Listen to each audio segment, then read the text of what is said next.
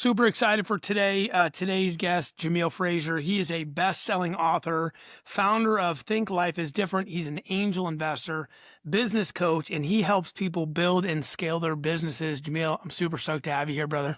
Man, I'm excited to be here, Johnny P. Let's go.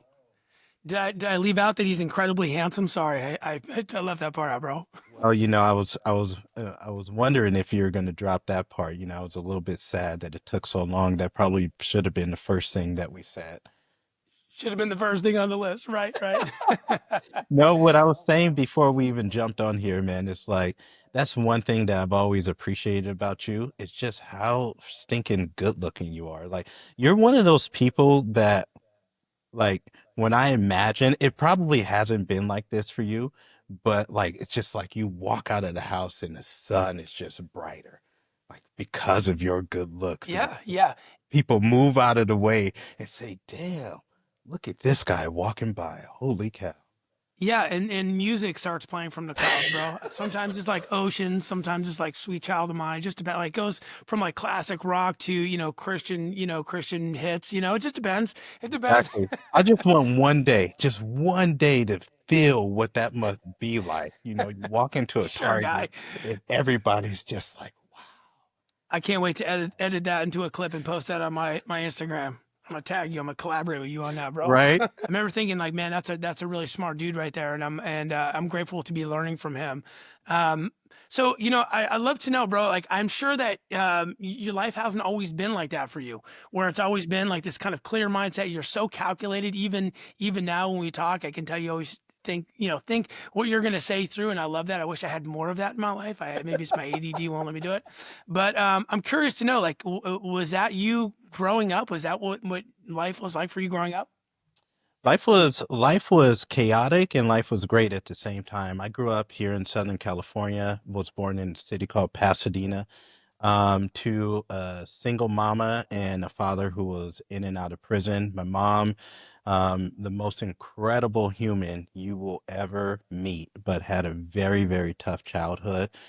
She witnessed her youngest brother being shot and killed on the streets of Pasadena due to gang violence. Her parents died within a month and a half of each other. And my father was a Rolling Stone, as you said. Daddy liked to get around. And so my mom experienced a lot of heartbreak. And one of the ways that she sort of dealt with that was turning to alcohol and drugs. And so, my father was in prison. My mom was a drug addict. But even with that, she did the best that she could. She moved us to a small city, only 13 miles away from Pasadena, but really there is where I started to meet some incredible friends. And we decided that we wanted to become very, very good in sports. I know you're a sports guy. And so, probably around my eighth grade year, I decided I wanted to get a football scholarship, ended up getting a football scholarship, playing in college, met the woman of my dreams, got a job with Johnson and Johnson in pharmaceutical sales, and everything looked amazing on the outside, but the inside I was dying. In fact, we had just had our first child. I wasn't ready to be a father. You're a great father. That's one of the things that I really admire about you. But I didn't have that bug. My daddy was never around. And so instead of being elated and excited, I was scared and I wanted to run. Asked my wife if she would have an abortion. She said no. I didn't know how to deal with it. So I went into a 2 year depression. And that was rock bottom for me. And I spent nights crying in my room, banging on the wall.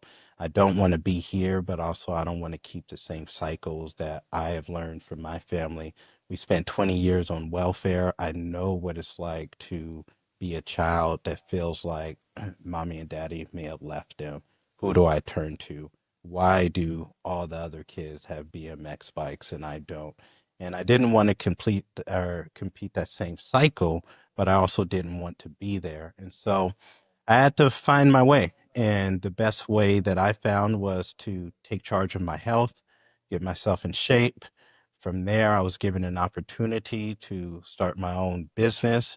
And I leaned on mentors and really trusted in them as I started to trust myself again, want to build myself up as a man that, I would see people on TV, but I never felt like I could actually be that person.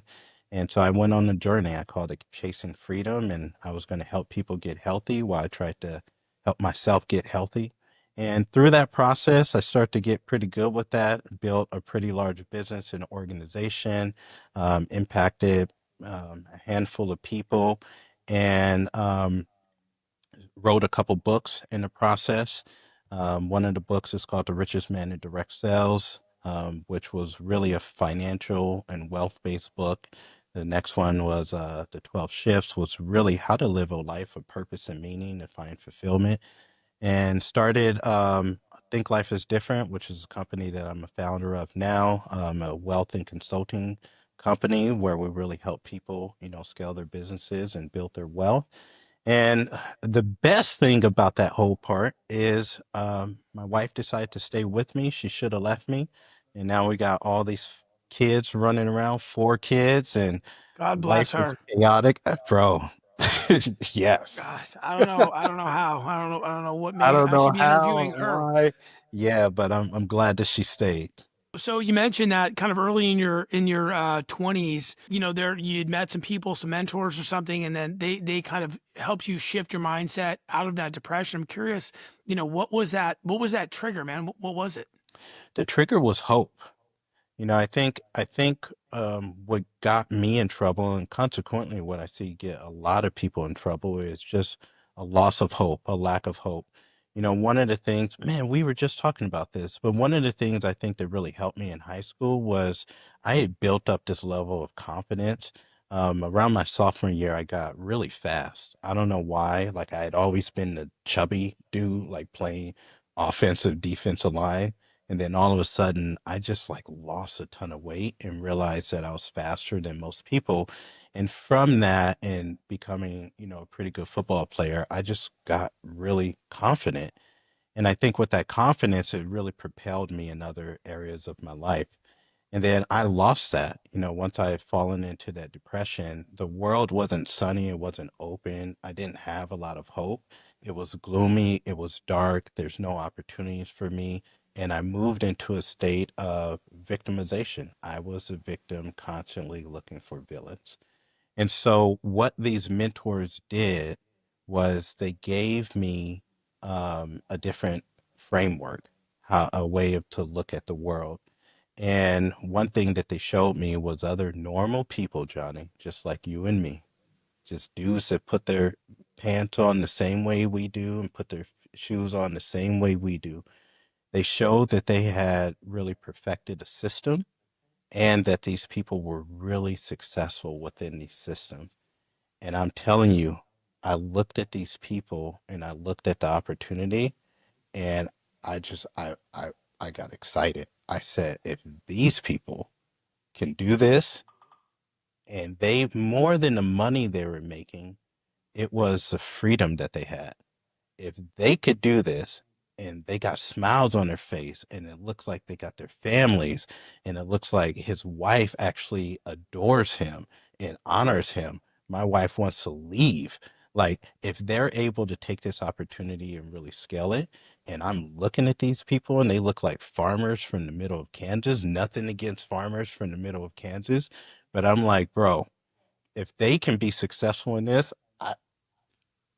I could absolutely crush it. And so for the first time in about 2.5 years, I got hope. And then from there, like, the sun opened up and I saw that there was a better and brighter future that was possible, at least. Yeah, and it's funny because I'm like you in that way where I always say like there was like a commercial back in the day, maybe you remember it. There was a theme song that says like anything you can do, I can do better. I can do anything better than you. I Yep. don't even know where that comes from, but I remember the theme song. And bro, it plays in my head all the time. And so it sounds like you saw these guys and said, maybe not in a competitive way, but like in a way that you're maybe inspired by them. Like, hey, I'm inspired by what you've done. And I can model what you have done, and I can shoot. I can maybe do it at least half as good as you. Uh-huh. When I got in the mortgage business, there was a guy who was crushing, and it was something very similar. And he was making almost 100 grand a month, and all I could think was I could be a tenth of as good as you, and that's 10 grand a month, so that worked. I know I can do that much. Yeah. So I think a lot of that has to do with seeing somebody who's done it and then saying I can do it as good or better as them. But also, you talked about maybe having like a different like viewpoint of what you were looking at. And I wonder how much of that depression had to do with your 9 to 5 and getting in that Mm, routine mhm. and looking around, maybe not thinking about it, but subconsciously, or maybe you were thinking there's nobody here that I want to be like. Mm, mhm. I did there was a period of time where I was in the like the fire service, was a volunteer fire, not volunteer, like on call firefighter for the U.S. Forest Service, and they offered me a job on one of the engines, and I'd been working for it, man. I went back to school like during all kinds of. I was dealing with all kinds of stuff, and I went back to school, juggling jobs with kids. It was a lot of work, and Mhm. finally, when I got the job offer, I looked around and I was like, you know what? I don't want any of these lives. Mm, And so I said no. I turned it down, which is weird because I've been working for it for 2 years, yeah. but I couldn't find anybody that I wanted to. And part of that, it was subconsciously, was I had just got into mortgage and I was seeing mortgage guys and I was thinking, not necessarily that I would trade my life for theirs. I definitely would trade my bank account for theirs. But Right. I was thinking like these guys are kind of more of what I want to do. They're working, they weren't necessarily always working from home, but they were kind of working on their schedule. Hard workers on their schedule, being their own bosses. And I'm curious to know if maybe you had some of that when you were working at Johnson and Johnson, feeling I'm like trapped in this weird, like almost matrix. Yeah.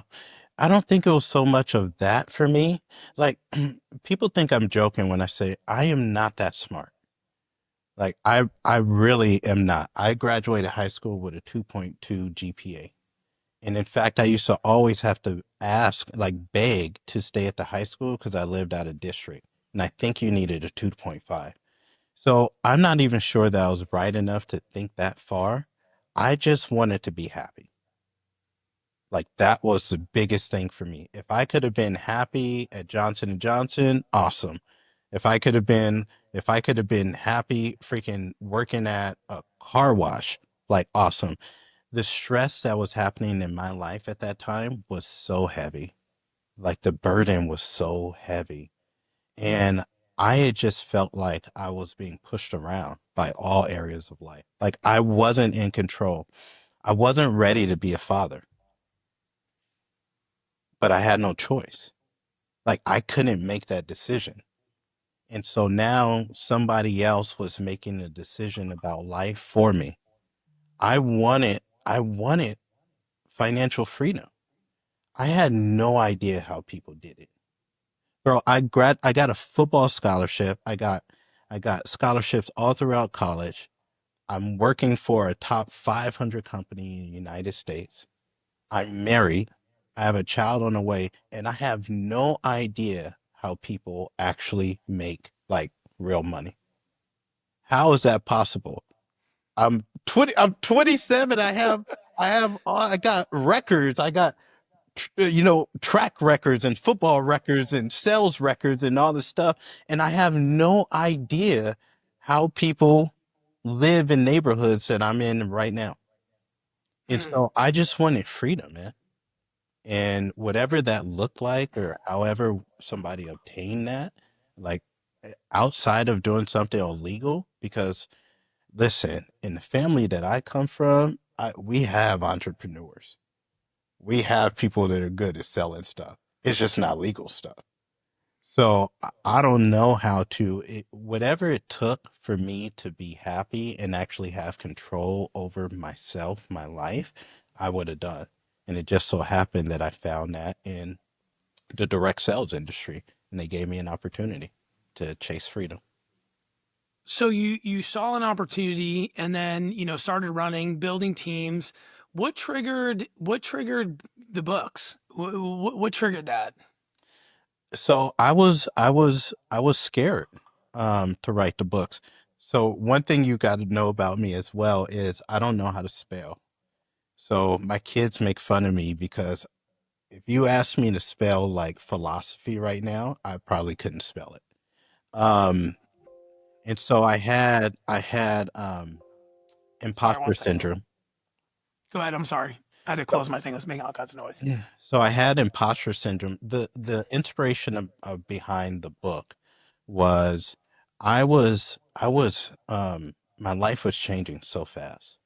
You know, like I was elevating so fast. I was learning so fast. I would read five, six, 7 books a month, maybe 10 books a month. Like I just wanted to change so badly.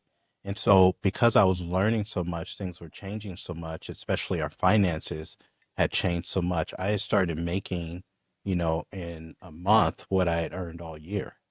And so now I started going on a different journey, which is I met a man, um, and he told me that he had met a lot of people, a lot of successful entrepreneurs, and he had seen them absolutely burn up their money for being stupid. And this was in 2013. And he said, I'll take you under my wing. His name's Craig Chapman. He lived up in the hills in La Cañada in Southern California. If anybody knows La Cañada, it's very well-to-do individuals up there. And so he told me he would teach me how to start investing. And so I said, okay. And even my first 3 rental properties, my first time going out and analyzing real estate was actually with Craig. He allowed me to come with him. And so, anyhow, my income has started to change so much. I told you I grew up on welfare. Nobody owned houses. Like that wasn't something you did. Nobody had portfolios, bro. Like we didn't talk like that, Johnny. Like that wasn't part of what we did. Like I put it this way. Every single one of my mom's brothers and sisters are have been alcoholic or drug addicts or homeless. 2 have passed away from HIV AIDS. The other ones had lived on the street. This is what I come from. So I wanted to leave a roadmap for my son who started it all. It was because of him that I went on this journey. I wanted to let Ezra know what daddy was doing with our finances and how we were going to change the Frazier last name. So I started documenting every single move that I made with our finances. I'm investing here. This is why. Here's the strategies that I'm using. This is why. Here's the playbook. This is why. I just got paid this. This is what I did with it. And I kept that journal for years, and I was actually just lending it out to my team. I started to help a lot of people be successful now, but I would see that they would do the same things with their money that Craig told me he saw other people do, which is be stupid with it. And so I said, you guys, I'm not doing those things. You don't see me with Rolexes. I don't have big ass chains. You don't see me buying boats and shit. Like, I'm not doing that. I'm very reserved. I'm with my family.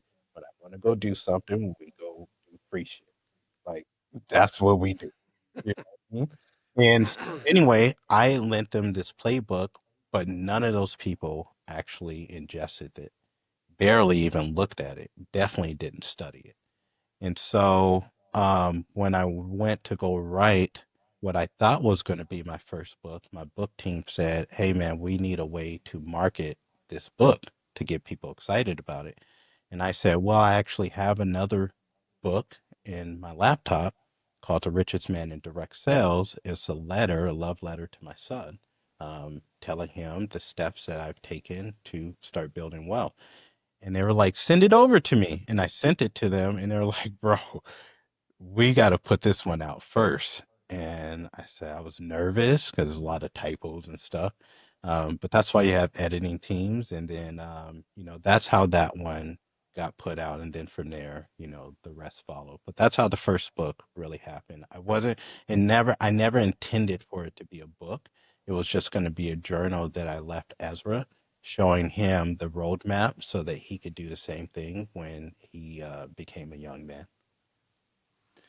Bro, it's funny because you're like, you keep saying like, oh, I'm not super, smart or, whatever, I can't spell very good, but actually, you're super observant.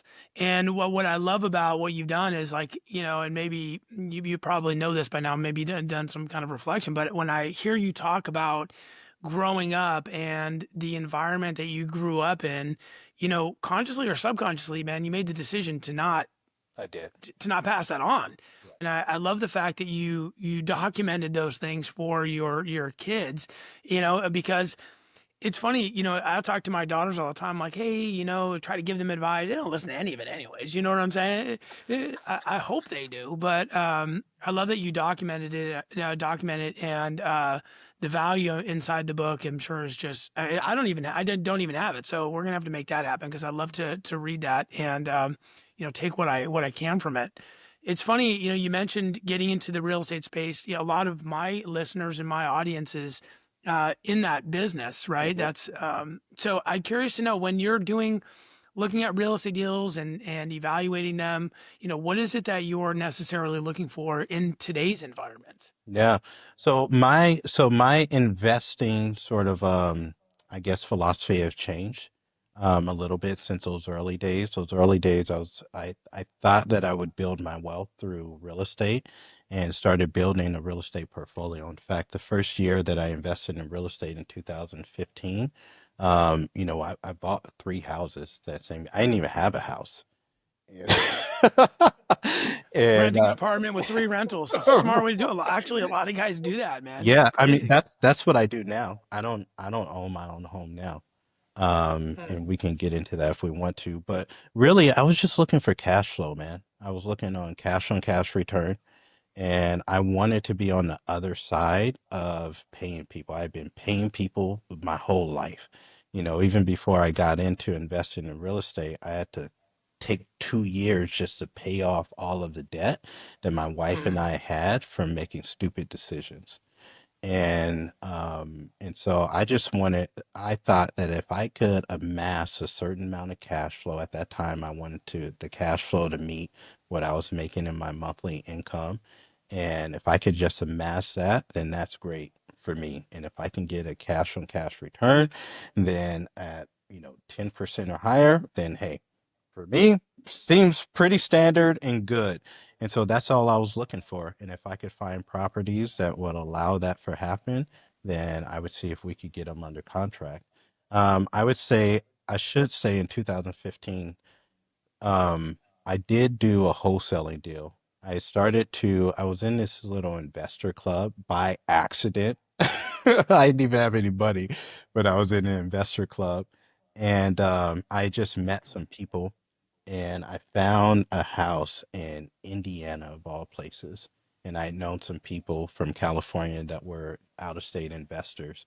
And I found a property. I didn't have the money really um, to purchase it, but I found it. It looked like it was going to be a good deal. Called up another buddy. He wasn't really that close of a buddy, but it was a dude that I knew in an investor club. I pitched him on it.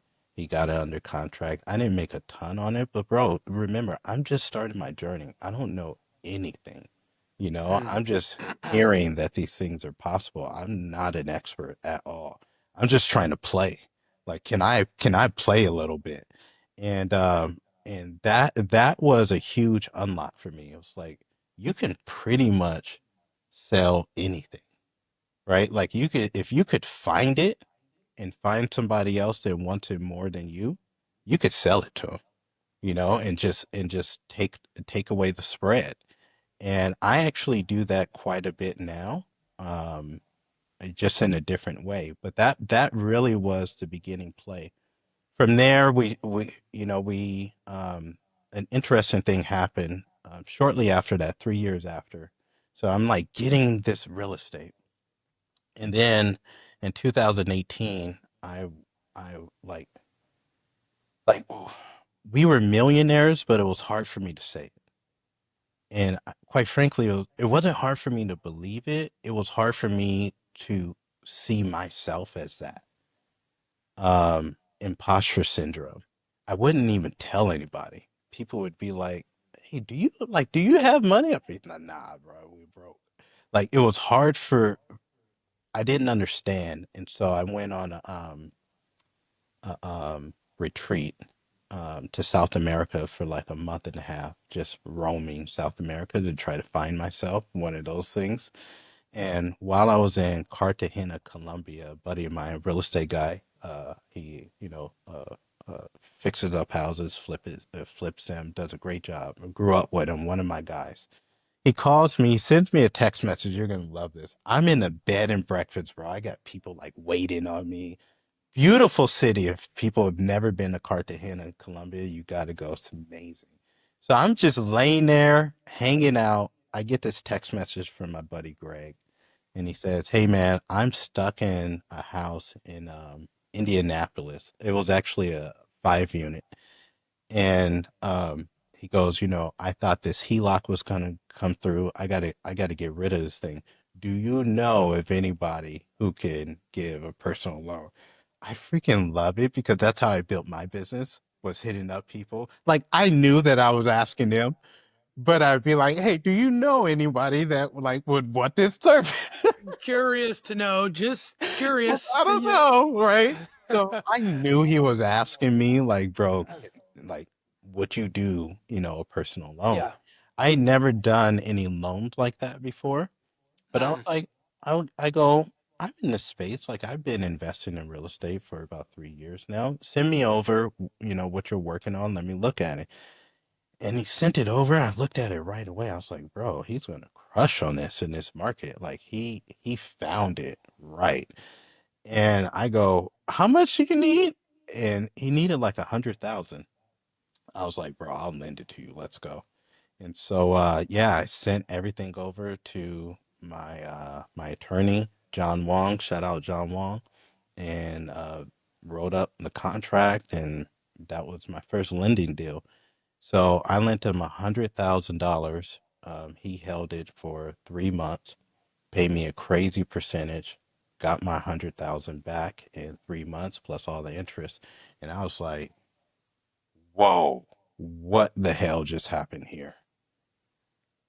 Okay, I turned to my wife. I go, sweetie, Greg just sent us all our money back. She was like, really? How well did we do? I was like, man, the best I've ever done. And I said, what do you think about us liquidating our real estate and just start lending?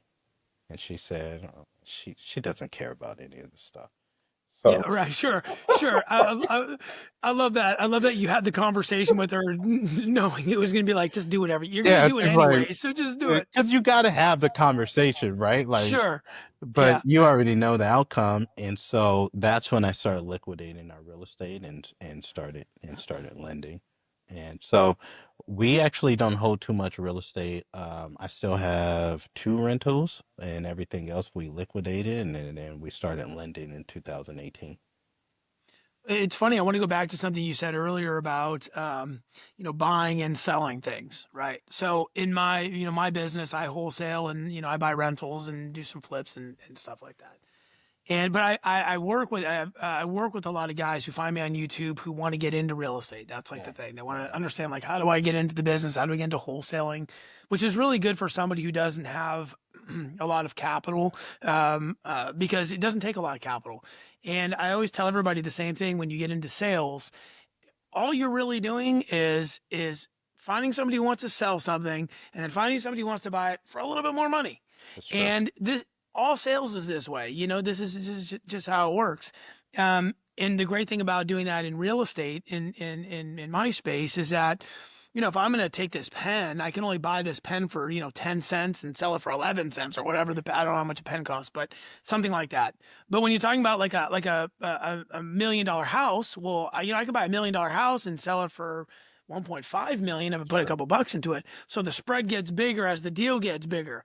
And I think it was like Alex Ramosi who said something like the easiest way to make $1 million is to buy something for 1 million and sell it for two. And it's like the light bulb just kind of, they both take the same effort, Sure. selling one pen or, selling $1 million, property, So it's funny that you had mentioned that. It's like I can make the spread. So you said you're doing that now, but in a different industry. Curious to know what that looks like for you now, bro. Yeah, so now it looks like providing back-end systems for online consultants, coaches, and so on and so forth. So I'll find the clients just through what it is that we do, the service that we already provide. And then they're looking for something that at first we couldn't offer them, right? At first we couldn't offer them what they're really looking for, which is the systems that's going to run their online consulting businesses or coaching business or whatnot. So Think Life is different at first couldn't do that, but I know people who can. And so while our clients may be looking for something that we don't provide, I have people that can provide it. And so I just charge them a little bit more. I have people who I know that can help them with that really come underneath our company, work with them, and I take the spread. And it's so simple, right? Like I'm not doing anything. I'm just finding out what people need. What are they missing? What is the problem that they have? We all do this. It doesn't matter what the industry is. Health, wellness, real estate, mortgage, what I do, right? We just find people who have problems and then we just try to solve their problems. Here's a really good story. So we talk about real estate, right? So I bought a house for 1.7 million, ended up selling it for close to 4 years later. Um, at that house had freaking like 90 avocado trees or something, right? All of these citrus, all this stuff. And so I had an avocado manager, a grove manager. I never knew that you had to have all these people at a house before I bought this house. A house manager, a grove manager, a freaking hydration manager, all this stuff. I was like, holy cow. Anyway, so I'm out there with our grove manager and I'm like, hey bro, my kids want a chicken coop. Do you know anybody who could do chicken coops? He was like, yeah, I could do it. It's just another project. Like, we could do it. I was like, you could do chicken coops? I thought you were the avocado manager. He was like, yeah, but I could do it. I'm like, fuck, all right. Take a stab at it. Later, a couple months later, I'm like, hey, man, my wife wants to do a vegetable garden at the top of the property. Can you, like, do you know anybody who could do that? He's like, yeah, I could do it. Like you could build vegetable gardens now? He's like, yeah, I bro. The lesson thought I you were the got from chicken coop that, guy. Wait a second. Yeah. yeah, here's the lesson I got from him. If I would have asked Victor, hey, do you know anybody who could babysit my 4 kids? Guess what he would have said? Yeah. He would have said yes. He's like, I can do it. I Yeah. could do Sign me it. up. I could do it. All I was giving him was ways to deliver different offers. He Mm. may not do it, but he may be able to flip that to somebody who can do it and oversee the project. That's all was he was in wholesaling. Like he Mm. found an opportunity, he flipped it to somebody, he took the spread. And he would do that with all the I would say because when you have a property like that, your hydration always goes out. Mm. There's always a squirrel will eat through your lines, water will start to flood. It's just every day. And so I would ask them, do you know anybody who could come in and take care of this hydration system? And again, hey, we could do it. And I would go out into my grove and I would see Victor with all these people out there, and he's not doing a damn thing. All these people are Collecting checks, bro. he's collecting checks. I'm like, Yep. wow, look at this. Any industry, right? Any industry, you just have to kind of start to figure out how do these people play these different games? How's this game played? And then once you figure that out, make the moves to just to start playing. Yeah, and it's interesting that you talk about solving problems because I think this is where a lot of people who are in sales struggle is they struggle to sell people something or I don't want to say like manipulate or hard sell. I hate the hard sale thing.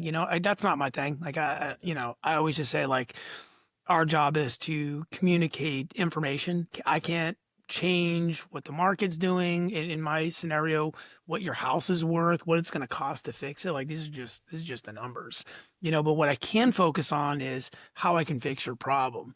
And if there is no problem to solve, or if they don't want the problem to be sold, then they're not really even a potential client. They're not even a person. But Mhm. the best salespeople are like your guy who was like, look, I can solve your problem because you don't want to deal with it. One No, thing's for sure, bro. You're not out there building chicken coops. no, I'm definitely not. Like, I do have some skills, but working with my hands is not one of them. And my wife will tell you that. I'll be like, hey, give me that thing. What do you call it? She's like, the pliers? Yeah, the pliers. That's right. Like, that is not a skill. But you're absolutely right. Like, find the people's problems, give them solutions, work with them, coach them, be a consultant more than a salesperson. Help them think the way that they should be thinking based off of what their current reality is and what reality is. And then you'll find that you're able to partner with people a lot better that way because you want an educated buyer. Like you want somebody who buys who wants to buy. Like the worst thing that happens is somebody buys because they feel like they've been pushed into a thing and then they're dissatisfied with the thing and then you have to deal with all the backlash that comes from you forcing them to buy something that they really didn't want to buy. And whether that backlash is chargebacks or negative reviews or they go on social media and start doing crazy things or whatever the thing is, or just a backlash of you feeling it in your spirit. Like nobody wants to go to bed knowing that I forced somebody into this thing. Like not the type of people that I want to be around at least. So I think just partnering with them and being more of a consultant than even and more of a therapist, honestly, than even a salesperson. Yeah, like a detective slash therapist. Yeah, for Digging sure. into the nuts and the bolts. And those people, in my opinion, the hard sales guys, and it's funny because I see some stuff on social media, some like Instagram guys, and they're selling sales programs and these types of things. I'm like, and I look at them like this is bullshit. If I'm sitting there on a car lot or whatever that looks like, and I'm having somebody ask me these really uncomfortable, stupid questions, I'm like, bro, just get out of here. And the funny thing about, I think, it's just my opinion, is guys who do the hard sell, they end up burning their own trust and reputation. Everybody around them knows, like, don't go to that guy because he's just trying to get money from you. Right. Whereas if you're authentically talking up, just communicating something that you know about, you become like a long-term expert, a trusted consultant for certain things. And so, it's just a different type of sales, that icky, kind of push it on you thing. Yeah. It feels weird to me. There's something I've been really wanting to ask you, because I've watched you build successful sales teams, and certainly in the direct sales, but also I know that you coach a lot of people and those types of things. I would love to know where you see most people fail. What is the biggest cause for failure for somebody either getting into a new business or starting a new business or whatever? Yeah. Um, mindset. Mindset is the thing that originates. Mindset is the thing that separates. Mindset is the thing that elevates. Mindset is the thing that causes people to have breakthroughs, but it also leads to people having breakups. The way that the person thinks, most people don't even think, and most people don't even think to think, and most people just don't, and it's not their fault, right? It's part of our biological design, and it's really hard to fight who you are, part of your makeup, your genome, your biology. But where I see most people fail is in their thought processes. Our we, how we have a thought. That thought is going to lead to an emotion. So we can have a good thought, we could have a bad thought. We have a good thought, it leads to a good emotion. We have a bad thought, it leads to a bad emotion. Whatever those emotions are, whatever those thoughts are, we create stories around those thoughts. Those stories can be true, but most of the time those stories are false. Now, those emotions are going to lead to something, doing something. Whether I do it or I'm active or I'm inactive, I'm still doing something. Most of these bad thoughts lead to inactivity. And if I don't do the things that I'm supposed to do, or I do the wrong things, now I create habits. And so our lives and our success aren't really based off of anything else but our habits. The way that we do things over and over and over and over. Now, if I don't know how to think, then I do these things subconsciously. And if I do these things subconsciously, then I build all these bad subconscious habits that leads to bad, poor results. And so this is where I see people struggle, and this is where we spend a lot of our time with working with people is how can I help you unlock the beginning steps of the process, which is awareness. And so that's where I see a lot of people fail even before they start oftentimes. If I have negative thoughts, if I'm already a type of person that I'm afraid. I'm afraid to take risks. I'm afraid of people saying no. I'm afraid of rejection. We were talking about I'm afraid of market crashes. I'm afraid of fluctuation. I'm afraid of the economy. I'm afraid of Johnny not liking me. I'm afraid of what my friends are going to say. I'm afraid to post on social media. I just have these. And then that's going to lead to outcomes, and those outcomes are going to lead to our realities. So that's where I see people fail most of the time. It's funny because when I think about the nervousness or putting stuff out on social media and these types of things, I always think like, oh man, maybe I don't like the way I look when I say that, or I didn't say that right, or are they gonna understand it? I always think to myself like, well, anybody who sees this today is probably not going to be here in the next 50 years, so it probably doesn't matter. Do you know what I'm saying? Like I Sure. always like play it forward, and I think, well, if I don't post it and Mhm. this could have a positive impact on something that I'm trying to do, then I'm the one who misses out on the opportunity. Like it's me. So Sure. it's just like close your eyes for me, and I hit post, and people are going to say what they're going to say. And what I kind of find is that it weeds out the people who are not really part of like that I don't want to be around anyways. Then the people who are gonna say whatever about me or take those are not gonna acknowledge that I'm taking those risks. The winners, they see other people trying and putting themselves out there, and they be like they're clapping, bro. They're Yes. like, All the I time. get it. I get what Mhm. you're doing over Get there, what you're and doing. you know what I mean. Like we have this like spirit thing. I think we're all like bonded in some sort of way. You never get hate from somebody else who's also trying. So I definitely love that feedback. I feel like me personally, I learned from a lot of failures almost better than how people are actually winning. Like what Mhm. don't I do? What is there not to do? And that's how I learned. So thank you for sharing that with us. For sure. Jamil, brother, I appreciate you so much coming on here and hanging out with me, bro. This has been awesome. It's been an honor to be hanging here with you, dude. Likewise. I got so much love and respect for you.